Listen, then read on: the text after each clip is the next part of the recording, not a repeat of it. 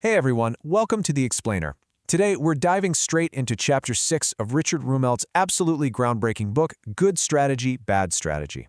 So I want you to picture something in your mind for a second, a glowing, neon mechanical lever. We're going to use this awesome visual today to really set the stage for how we move way beyond just using mere brute force in business strategy. You know, too often we just equate strategy with, well, trying harder or spending a ton more money. But true strategy? It's really about engineering an undeniable mechanical advantage. To really wrap our heads around this, we actually need to look back to Archimedes, arguably one of the smartest people who ever lived. He famously said, "Give me a lever long enough, a fulcrum strong enough, and I'll move the world." But here's the crazy reality behind that quote.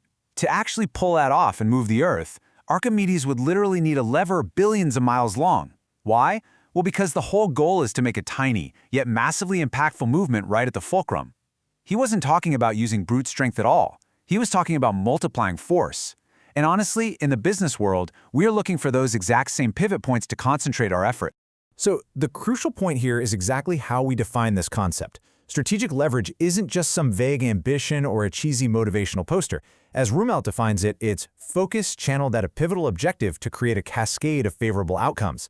Basically, it's about creating a deliberate mechanical advantage for your organization. Just like that neon lever we talked about, right? You apply a very specific amount of force in one place to achieve an exponentially larger result in another. Our roadmap today actually maps directly onto this lever. We'll be covering Component 1, Anticipation, Component 2, Pivot Points, Component 3, Concentration, and then finally, Engineering Your Advantage. Let's kick things off with Component 1, Anticipation. Okay, let's dive right into this by looking at a pretty wild, real-world puzzle. How exactly do you safely invest over $1 billion into totally unproven technology? Well, back when the SUV craze was absolutely booming in the United States, Toyota did exactly that. They poured massive, seemingly super risky amounts of capital into developing hybrid gasoline-electric technology. We're talking creating their own chips, their own software, entirely new transmission systems. Why on earth make such a massive bet when literally the whole market was moving in the complete opposite direction? Well, they did it through anticipation. Toyota's strategy was guided by two brilliant insights. First, they anticipated that long-term fuel economy pressures would eventually just force hybrid vehicles to become a major product category. And second, and this is perhaps the more important part, they anticipated competitor inertia. They figured, you know what, once other automakers had the chance to just license Toyota's ready-made technology, they'd totally take the easy way out instead of investing the time and money to develop their own superior systems. Toyota didn't need a crystal ball or psychic powers to do this. They simply anticipated future buyer demand and the sluggish habits of their rivals to create an undeniable, long-lasting market advantage. It's brilliant. Moving right along to Component 2, Pivot Points. All right, I want you to let this massive number sink in for a second. 200. In Japan, there are constantly more than 200 soft drink brands battling it out for dominance, with brand new ones popping up every single week. This perfectly illustrates a highly chaotic market, filled with, let's face it, easily bored consumers who are constantly demanding newness. If you try to compete in that kind of environment using brute force and traditional slow product cycles, you are going to get absolutely crushed. Now contrast that extreme market chaos with 7-Eleven Japan's incredibly agile strategy.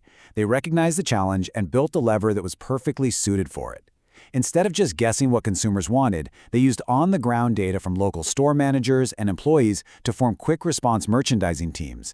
Then they really leveraged their relationships with second-tier food manufacturers, the ones who had excess capacity, to quickly bring private label products to the market. This strategy is so incredibly effective that a standard 7-Eleven in Japan turns over a whopping 70% of its product inventory every single year. They found their fulcrum. And this brilliantly illustrates exactly what a pivot point really is. As Rumelt writes, it's a natural or created imbalance where a relatively small adjustment unleashes much larger pent-up forces. Think about it. 7-Eleven Japan didn't try to somehow change the chaotic consumer culture, right? Instead, they found the pivot point, rapid local data and flexible manufacturing. And that pivot point magnified the absolute effect of their strategic effort, literally turning consumer boredom into a massive competitive advantage. Which brings us to Component 3, Concentration. If you take a look at most complex organizations today, you'll often see a classic pattern of bad strategy. Basically, spreading resources way too thin across a massive laundry list of totally unrelated goals. And usually this is just done to placate various internal interests or political factions within the company. But good strategy requires leaders who are actually willing to say no. Take Harold Williams and the Getty Trust, for example. When he took over, he didn't just spread their massive endowment across traditional museum expansions to keep the art world happy. Nope, he chose to concentrate force on fewer, highly pivotal objectives, focusing intensely instead on conservation, research, and education. Now, what's really interesting about this slide is why this concentration is so vital. First off, there are substantial threshold effects for change. By concentrating the Getty funds, Williams actually broke through the noise to create world-renowned institutes, rather than just building another standard museum. Second, you have to respect cognitive limits. Leaders simply cannot solve everything at once. It's impossible. And third, you actually gain massive returns by dominating a small segment. Williams intentionally limited the Getty's objectives to dominate specific, underserved niches in the art world. It just goes to show that true strategy is honestly just as much about what an organization chooses not to do. And finally, let's look at engineering your advantage.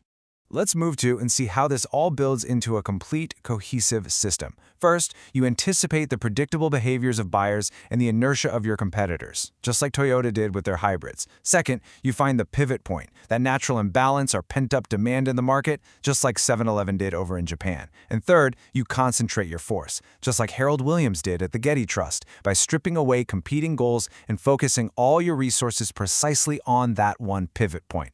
When these three components interact, they create an incredibly powerful cascade of favorable outcomes. You're no longer just pushing against a brick wall, you're using a lever to tear the whole thing down. So I want to leave you with a provocative question to ponder as we wrap up this explainer. Where exactly are the unexploited pivot points in your own industry? Seriously, think about it. Where is the pent-up demand and where is the competitor inertia that you can anticipate right now? It is time to stop relying on brute force and massive laundry lists of vague goals. Start looking for the imbalances, concentrate your focus, and start building your own strategic lever today.